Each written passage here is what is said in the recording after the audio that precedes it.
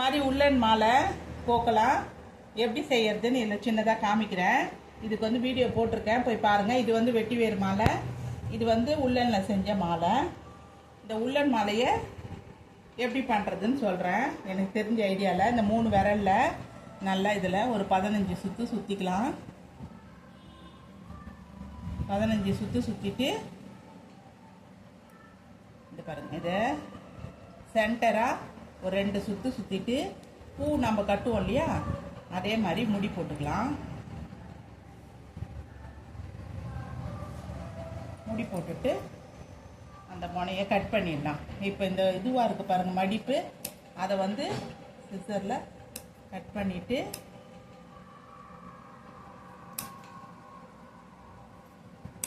இப்போ இது ரெண்டும் சென்டராக இப்படி வச்சுக்கிட்டிங்கன்னா பூவை தலை விரித்து விட்டிங்கன்னு வச்சுக்கோங்க, அந்த கரெக்டாக மடிப்பில் உட்காந்துக்கும். அப்போது இதை நல்லா அழுத்தி சென்டரை நல்லா அழுத்தி பிடிச்சிக்கோங்க. முடி போட்ட இடத்த சென்டர் நல்லா அழுத்தி பிடிச்சிட்டு நல்லா அழுத்துனீங்கன்னா படிமானமாக உக்காந்துக்கும், நீட்டாக இருக்கும், பூ மாதிரியே இருக்கும். இப்படி அழுத்தி விடணும். இப்படி நல்லா அழுத்திட்டு இப்போ எக்ஸ்ட்ராஸ் இருக்குது பாருங்கள், இதெல்லாம் இது மாதிரி ரவுண்டாக கட் பண்ணிக்க வேண்டியதுதான். ஒன்றும் இல்லை, வேலை இவ்வளோதான்.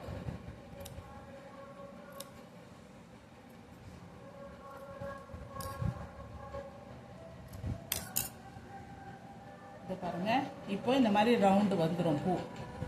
இந்த ரவுண்டு பூவை தான் இதே மாதிரி தான் இந்த மெத்தடில் தான் இந்த இதுவை செஞ்சுருக்கேன் மாலை.